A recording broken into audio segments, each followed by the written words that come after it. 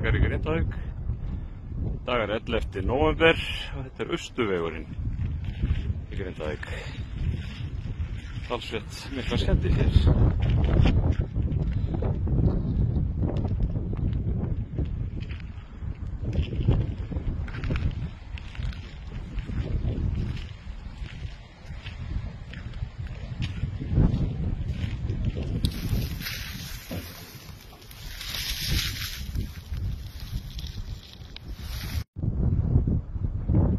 Jarðhræringar í Grindavík.